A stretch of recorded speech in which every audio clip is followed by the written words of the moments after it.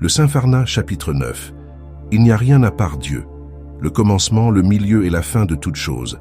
Je vais répéter ce que j'ai l'habitude de dire. C'est ça notre corité. En vérité, l'aumône du jeûne, c'est de rendre les autres conscients de ce que vous êtes conscients. Et cela vous devez le faire même pour le fœtus qui n'a que 40 jours dans le ventre de sa mère. Mais faites-le aussi pour les indigents. Cela va leur permettre de ne plus ressentir leur impuissance. Celui qui ne réalise pas l'unité divine, quelle que soit sa richesse, il est resté pauvre. Il est dit que pour chaque pays, ça correspond à ce que les hommes consomment le plus. Y a-t-il une vie meilleure que celle vécue à côté du Seigneur? A-t-il quelque chose à donner celui qui n'a pas Dieu? Va-t-il donner son corps ou son âme? Vous devez remercier le Seigneur car il y en a beaucoup qui disent être les premiers chez Baï Kadim. Cependant, ils ne peuvent même pas utiliser la connaissance pour éclairer leurs âmes. C'est pour cela qu'ils peinent à assister les Dahara. Ceux qui ne sont pas venus sont empêchés par leurs femmes ou enfants. Cependant, ils s'oublient eux-mêmes. Ils font plaisir à la famille, mais eux, ils ont oublié leur vraie nature. Cela n'a rien à voir avec le jeûne, car ce n'est pas le corps qui pratique le jeûne. S'il s'agissait du corps, vous n'allez pas vous doucher pendant le jeûne, ni aller aux toilettes. Il y a des gens qui se permettent de se laver 3 fois par jour pendant la période du jeûne. Est-ce que les hommes méditent sur ce qui est vraiment l'adoration du Seigneur? Ce n'est pas le corps qui adore Dieu. Et si ce n'est le corps, ça ne peut être ni le nom ni la famille. Tant que vous n'acceptez pas cela, vous ne pouvez pas avoir une vie paisible. Le seul refuge reste Dieu. Il est dit qu'il est le seul qui existe. Mais s'agit-il de le dire simplement? S'il s'agissait de cela, vous pourriez dire « j'ai prié » et la prière sera faite. Ou bien dire « j'ai jeûné » et vous voilà faire le jeûne. En vérité, ce n'est pas parce que vous l'avez dit que vous l'avez réalisé. Ça ne suffit pas de dire que Dieu est le seul qui existe, mais vous devez le réaliser. Après l'avoir dit, vous devez le vivre. Celui qui réalise cela a une prière parfaite. C'est pour cela que le Gor Yallah qui peut laisser tout pour répondre à l'appel de Dieu, celui-là, il a l'agrément du Seigneur. Mais celui qui, s'il peut, il y va, mais s'il ne peut pas aller, il reste, celui-là, a la miséricorde du Seigneur. La miséricorde est pour le corps. C'est pour cela que ceux qui vivent selon elle ont beaucoup d'empêchements. Il y en a qui disent qu'ils n'ont pas trouvé de véhicule qui peut les ramener ici. Mais qu'en est-il pour ceux qui se déplaçaient pour trouver Sering Touba à Koumak? Et qu'en est-il aussi pour ceux qui faisaient la bataille de Badr? Aujourd'hui, les lieux sont transformés en grands immeubles. Donc ce n'est pas le lieu qui symbolise le Badr, car aujourd'hui, la bataille est plus dure. L'islam était toujours là, et même pour venir ici, il faut faire la bataille de Uhud, ou se battre contre vous-même. Les gens doivent savoir que ce n'est pas le corps qui adore, mais ce sont eux-mêmes qui adorent. Il y a des gens qui préfèrent faire la prière avec des Mbaké, car ils pensent que c'est avec l'apparence qu'on adore le Seigneur. Il en a aussi quand ils donnent des centimes, c'est comme ils ont donné des milliards, et d'autres quand ils donnent des milliards, c'est comme ils ont donné des centimes. Pourtant, il y a parmi eux ceux qui dépensent des millions et ils ne font pas d'épargne. La lumière ne peut pas être saisie par les regards, cependant, la vue, elle peut la saisir. Et la vue elle-même ne fait pas le discernement, mais c'est la conscience qui discerne les choses. Parfois, vous voyez des choses que vous ne comprenez pas. Parfois, vous passez devant des choses que vous cherchiez. Parfois, vous vous doutez de ce que vous voyez.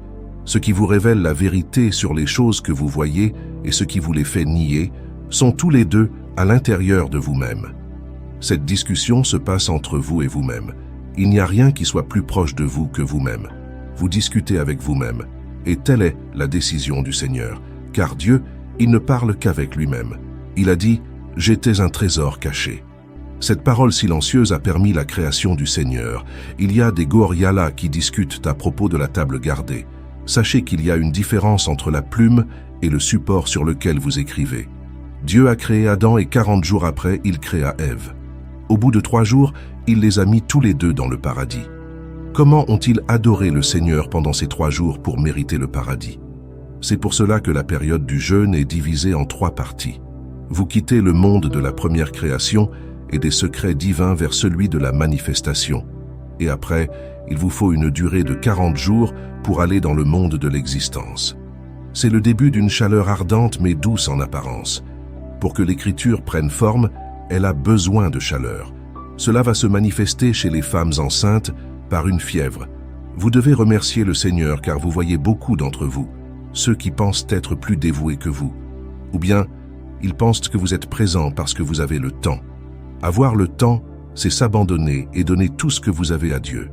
C'est lui-même qui est le jeûne et la rupture, la vie et la mort, et même la nuit du destin. C'est par des sacrifices que vous allez atteindre le Seigneur. C'est pour cela que vous êtes ici. Car vous êtes conscient que la vraie joie, n'existe qu'auprès de Dieu. Votre présence ici témoigne l'acceptation de votre jeûne. Si vous ne savez pas si votre prière est acceptée ou pas, c'est parce que vous n'avez pas vu pour qui vous le faites. Est-ce que vous allez douter de ce que vous m'avez donné main à main? Mais vous auriez douté si vous me l'aviez envoyé. Je préfère vous voir ici que d'avoir des millions. Nous ne nous discutons pas, mais nous faisons le discernement. La discussion, c'est une confrontation des idées, mais le discernement est plus bénéfique. Mais cela doit se faire entre des gens qui ont les cœurs raffermis. Car c'est le bénéfice du jeûne. Les bases du jeûne sont purement spirituelles pour ceux qui savent. Ça peut être un devoir pour l'élève d'écrire quand il est à l'école, mais il ne l'est pas quand il rentre à la maison. Car à l'école, il cherche à avoir des bonnes notes. Donc, l'importance de la chose dépend de ce que vous en cherchez. C'est un devoir pour chaque personne de chercher quelqu'un qui peut le faire connaître le Seigneur. La nuit du destin vous permet de commencer à comprendre l'utilité de la connaissance. Une seule nuit du destin vaut 1000 Corités. J'ai entendu des gens qui commentent les paroles de Bénias. Ils ne peuvent pas comprendre ces affirmations, car il a dit que le gamou est mieux que la nuit du destin. Mais en vérité, celui qui ne réalise pas le gamou ne peut pas comprendre la nuit du destin. Dieu a placé à l'intérieur de sa meilleure créature son élu afin de célébrer le gamou, et il l'a doté de la prophétie. C'est dans cette nuit qu'il a reçu la révélation. Je ne vous appelle que pour Dieu. Ceux qui répondent à l'appel de Dieu sont plus élevés que ceux qui ne le font pas. C'est dans le but de réaliser l'unité divine que je vous ai appelé. Que ce soit Marifa ou Tawhid, ce sont tous des formes d'appellation. C'est l'homme qui est à la fois le maçon, le menuisier et le mécanicien. Le fils d'Adam ne peut rien faire sans l'esprit qui est une lumière pour lui. La connaissance est divisée en 3 parties, mais c'est la 3e qui symbolise la perfection. Il est dit « Au nom du Seigneur, le miséricordieux, celui qui donne l'agrément. Gloire à lui, la destination, le seul qui existe. » Vous voyez dans une maison 2 hommes. L'un peut avoir des enfants, l'autre non.